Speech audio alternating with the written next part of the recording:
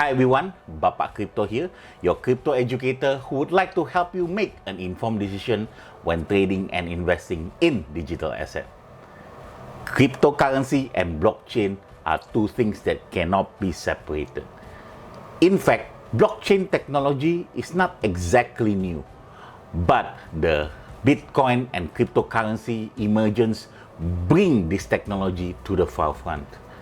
Some of you might have heard about blockchain before, or even know a bit, or watch YouTube videos of it, or attend other online training on it. But still, you do not understand fully and find it complex to understand. That is why in this video, I would like to explain blockchain in as simple word as possible, avoiding any jargon, and hopefully can help you to understand the basic of blockchain. I will talk about what is a blockchain, the features of blockchain, the application of blockchain, as well as a deep dive case study on how the blockchain technology can be utilized for future clearing. Stick around.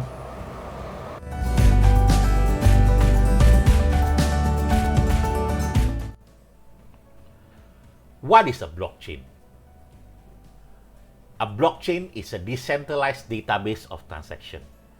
It differs from typical database where there is a centralized server that stores the information and other network participants need access to the centralized database to have the same information. Features of a blockchain. Transactions in the blockchain are recorded in blocks. These blocks are linked together in a sequence, just like a chain, hence the name blockchain. So if this is block 1, this is block 2, this is block 3, and so on. Transactions in the blockchain are validated by network participants called nodes, and each of these nodes store the transaction records. Transactions are validated when consensus is reached. Consensus is reached when majority of the nodes agree. So assuming these 3 nodes are bad network participants that try to validate an incorrect transaction, as long as the other 5 agree on the correct transaction, the record being stored is correct.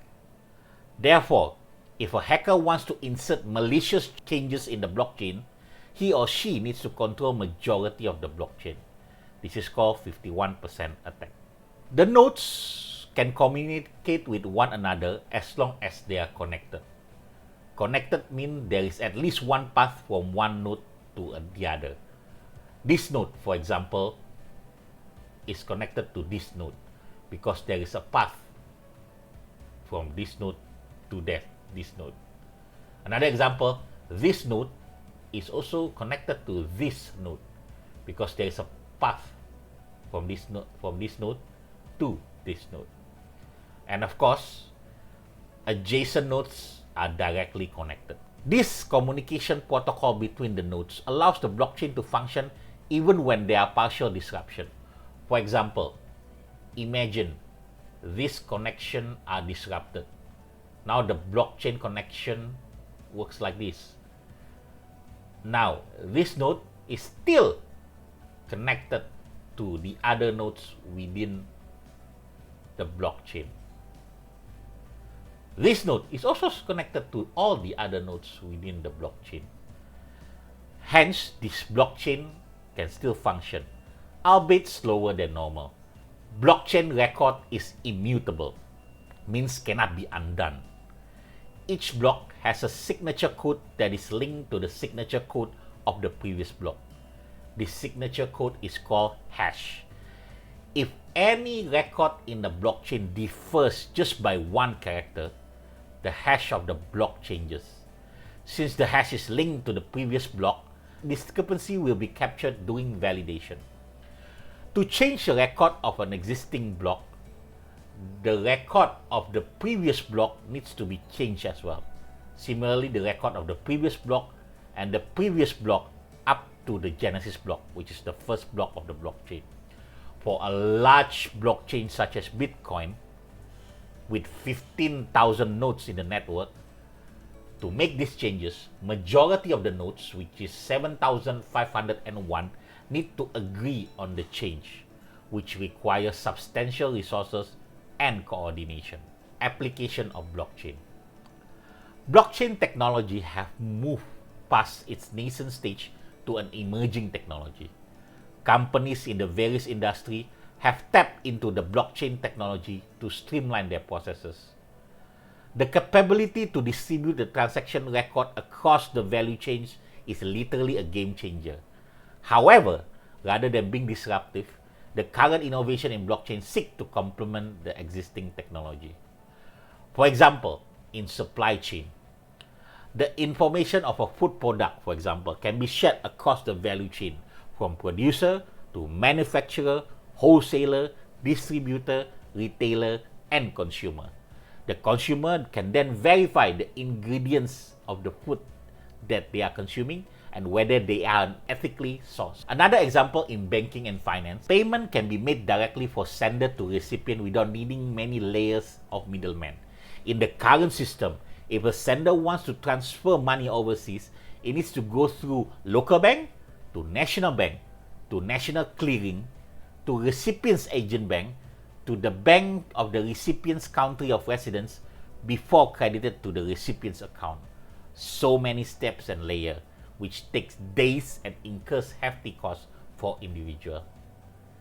Now, let us go deep dive to a case study in future clearing.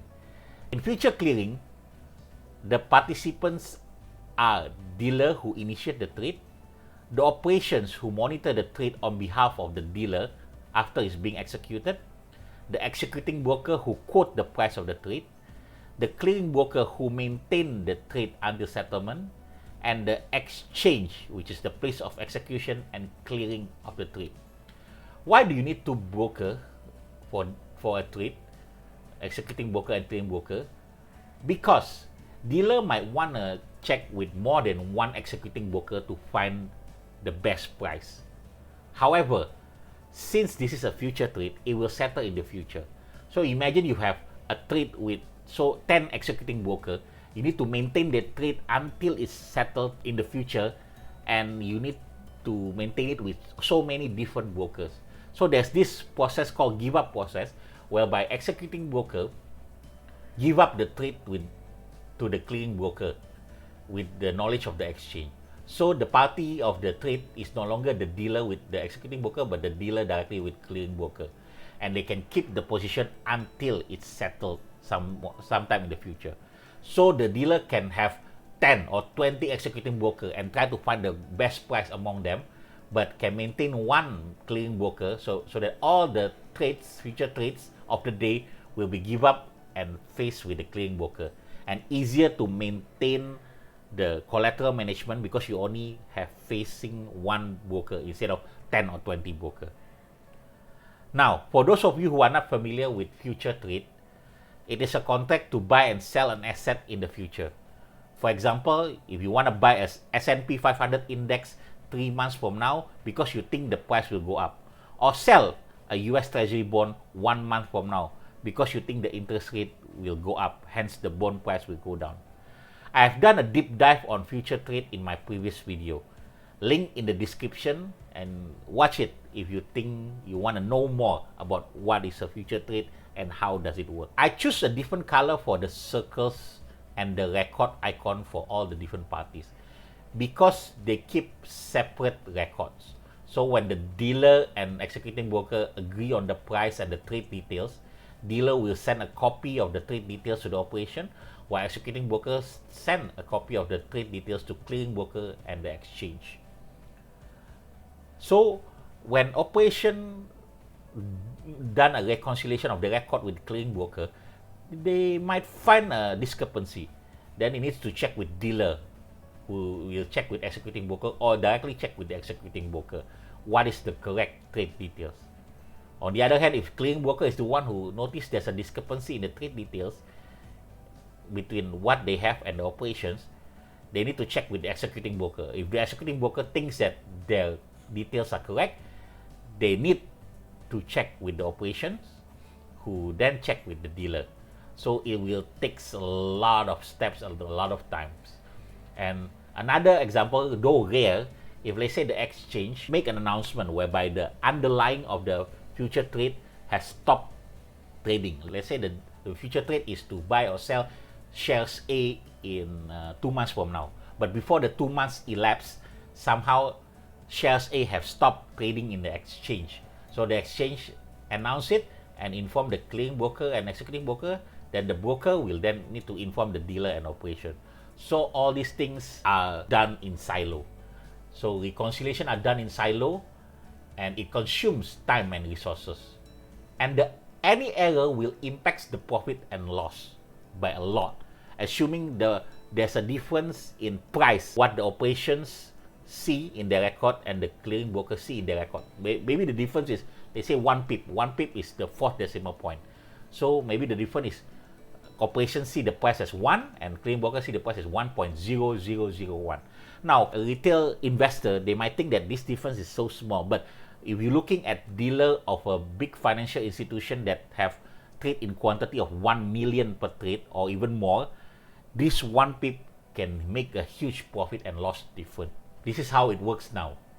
Imagine in the future with the blockchain. Everyone have the same records, and the same records is updated in real time. So when dealer and executing broker agree, the record is updated and being distributed accordingly. So it's verified by all parties, no duplication of work of sending the trade details to the different parties, and of course, error is minimized. That is all the sharing that I have for today. If you find this content useful, do subscribe, like, and click on the notification button so you will be informed when I make new videos on blockchain, cryptocurrencies, and NFTs. In fact, if you have any comments, any questions, or you have any requests of what sort of topic for my next video, please feel free to comment down below.